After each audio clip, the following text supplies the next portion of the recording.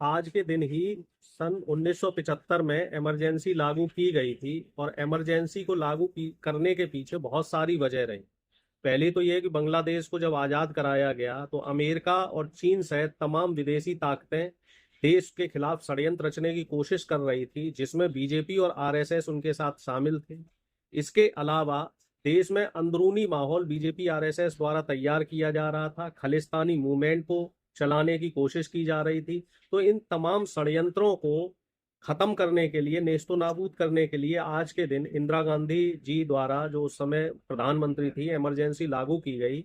और BJP RSS सिर्फ झूठ और भ्रम फैला रहे हैं कि इमरजेंसी के दौरान इतने लोगों की नसबंदी कर दी गई, इतने लोगों को परेशान किया गया।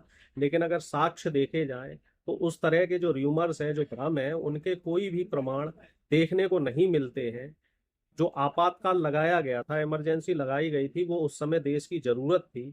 अगर वो आपातकाल नहीं लगता तो हो सकता है देश की स्थिति कुछ और होती, देश छिन्न भिन्न हो जाता। जो विदेशी ताकतें थीं वो हो सकता है देश को नुकसान पहुंचा देती। इंदिरा गांधी जी बहुत ही विजनरी प्रधानमंत्री थी, और उनकी जो दूरदर्शिता थी, उसी दूरदर्शिता का प्रमाण है कि अमेरिका कभी भी हमारे ऊपर हावी नहीं हो पाया। अब देखिए, प्रधानमंत्री मोदी जरा सा प्रधान जो पाकिस्तान है उसके खिलाफ थोड़ी सी भी लड़ाई नहीं लड़ पाए, और ट्रम्प के कह देने भर से उन्होंने सरेंडर कर दिया। लेकिन एक वो हमारी आयरन लेडी थी इंदिरा गांधी जी, जिन्होंने विदेशी ताकतों के खिलाफ और देश के अंदर जो षड्यंत्रकारी थे उनके खिलाफ कभी भी घुटने नहीं टेके।